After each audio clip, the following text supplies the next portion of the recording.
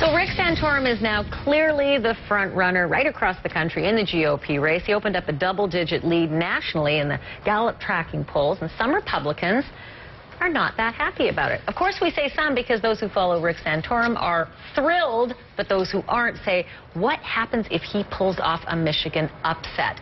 Well, at least the former White House press secretary for George W. Bush, Ari Fleischer, has this to say on AC 360 last night. In the process of the conservative collapse in Romney, with the social movement toward Rick Santorum, he really has propelled himself forward into this primary contest. You really think he could get the nomination? I really do. I'm prepared to say that now. For the first time, I would say that. Prepared to say that for the first time. So what does it mean? I know some people who would know.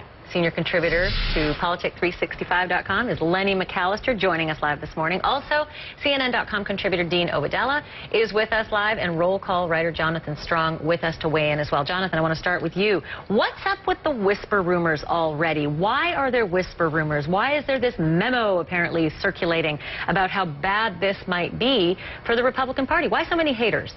Well, the Republican Party elders kind of have decided, and it's a very unanimous belief among the Republicans that I talk to in Washington, D.C., that Rick Santorum could not win a general election against Barack Obama because he's a little bit of a polarizing figure. He's taken some of these stands on social issues that won't play well with independent voters.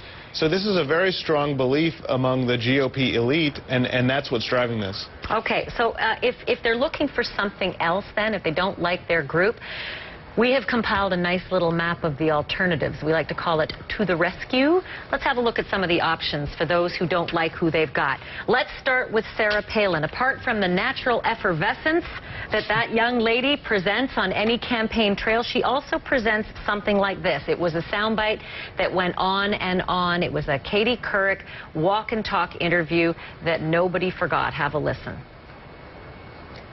And when it comes to establishing your worldview, I was curious, what newspapers and magazines did you regularly read before you were tapped for this to stay informed and to understand the world? I've read most of them, again, with a great appreciation for the press, for the media. Well, like what one specifically, I'm curious that you...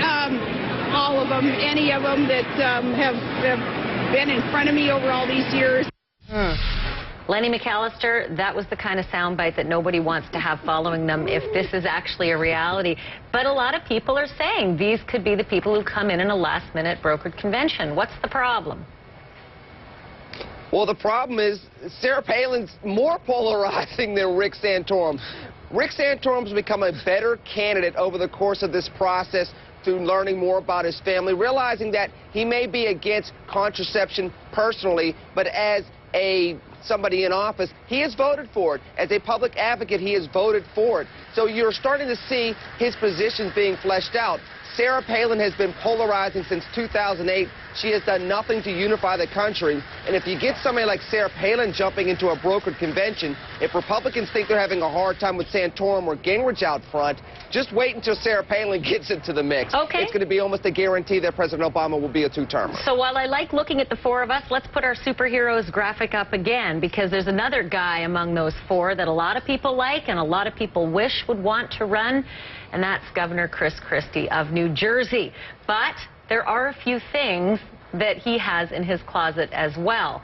For one, there was this little nugget from back in New Hampshire when he was on the stump with Mitt Romney and had this to say to one of the protesters who was heckling him. Have a listen. Sun may go down tonight, but it ain't going to be jobs, sweetheart. Something's going to go down tonight and it ain't going to be jobs, sweetheart. It bears repeating in case you can't say that if you're going to run for president. Dean Obeidallah, what do you make of Chris Christie? I think he's an interesting guy. I mean, I'm originally from New Jersey, and there's some kind of soprano-esque quality to Chris Christie that I think some people would like. Also, as a political comedian, I think Chris Christie and Sarah Palin are both much better for me, potentially, than any of the people out there Amen running. to that. But I don't think Chris Christie is going to run. And look, at the last time a brokered convention resulted in a person winning the presidency was FDR, 1956, 1936. It's not going to happen there. I think they're stuck. It's either Santorum or Romney, to be honest with you. And each week it goes up and down. It's like American Presidential Idol. This week it happens to be Santorum. If Santorum loses in Michigan and Arizona next week, it goes back to Romney. He's the leader until Super Tuesday, and then we'll see where it goes from there. It's going to be a long fight all the way to the end. It's going to be a slog, as they keep saying, a slog to the end. A slog to the end. So what you say makes me think that this is all my fault. Honestly, I start to think that this is all my fault, the press, because we just make sport of this day in and day out. And Jonathan, I'm going to get you to weigh in on this, because the press has been very different year to year, election to election. We have more skilled broadcasters, people who get this system better. They're able to manipulate cable better. They're more polarized now than they ever were before. And are we seeing the result of that? Is that you can't even have one wart if you're going to run for office?